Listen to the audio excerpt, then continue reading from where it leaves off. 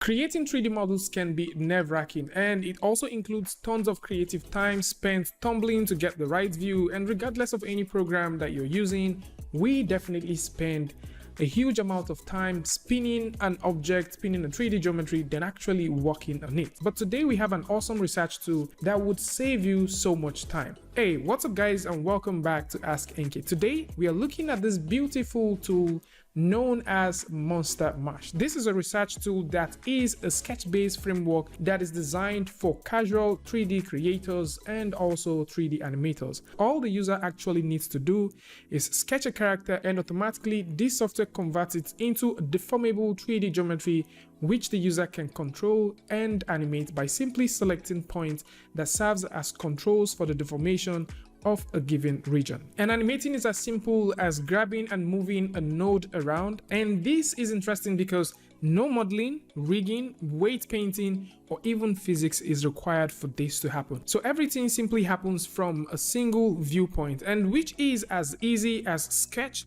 and inflate to 3D. Now, one big question that a lot of people would ask is, how can this actually generate a 3D geometry from a single point? Well, that is interesting because a user can make a simple sketch and the program can approximate and generate the other section. And in terms of making motion styled sketches, the user can also make sketches and specify if they would want that particular part of the sketch to be in front, behind, or symmetrical. And this is relative to the model that you're making. So what actually happens with this? What happens is simple. The system does a very good job at knowing where it joins into the model, and it also closes any open section, and actually does a very wonderful approximation and welds that open section to the main body. So once you have an altered part of a sketch, the system recognizes that and closes that in. So in terms of, you're trying to make a character, or maybe you're trying to make a deformable mesh, this would work perfectly fine.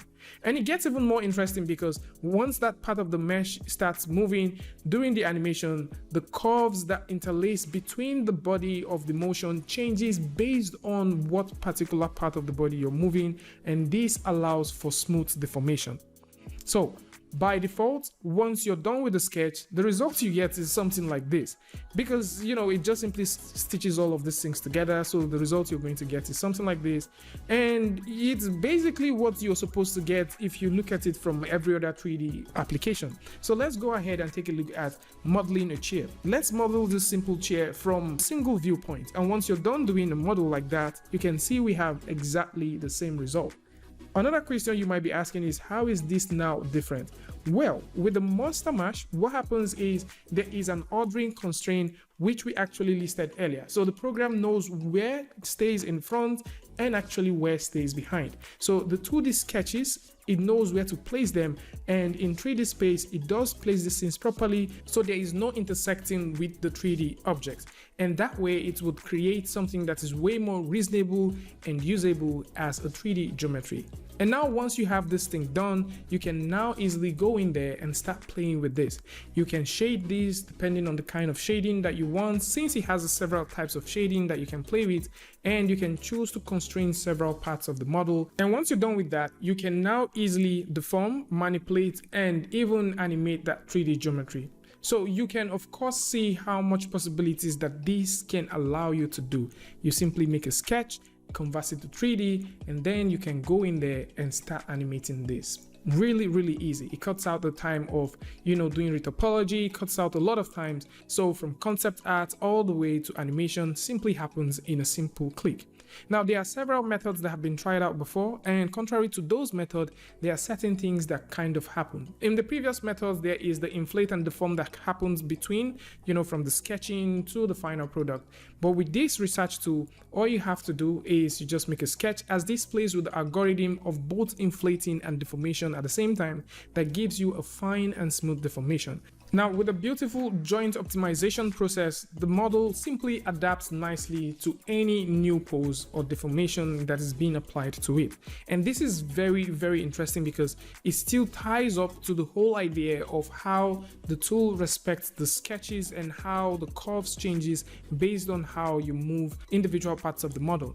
And for animation, this is even way easier because it's as simple as, like we said earlier, you select a particular section with a particular node and you can move these things however you want. So if you want to key these motions, you can of course play with the tool a little bit, know how you want this thing to be keyed, and then you can turn on recording and record the animation.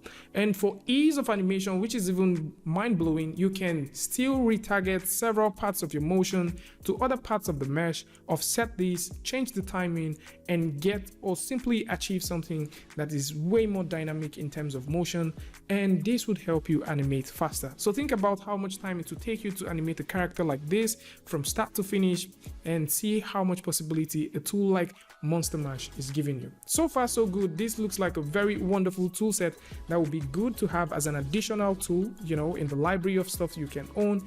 And for now, this is not publicly released, although I did reach out to the author of this paper and the author of the program, SYKORA, and he did promise that the Monster Mash demo will be out publicly and they have plans to release this as soon as possible. So this is a lovely tool set. It's just very interesting to see that there is a tool like this that seems to be coming out.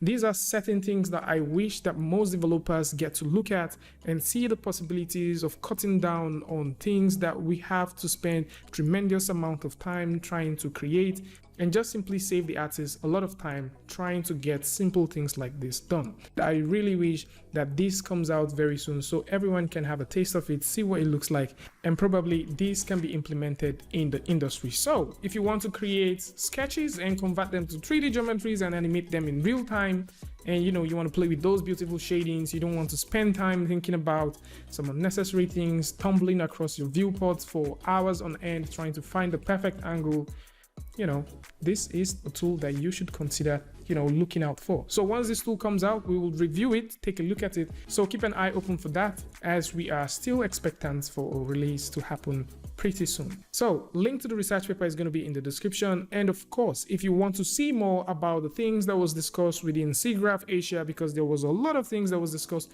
within SIGGRAPH Asia, like from the cloud system, in case you want to deal with clouds, there's a beautiful tool, there's a beautiful paper for that.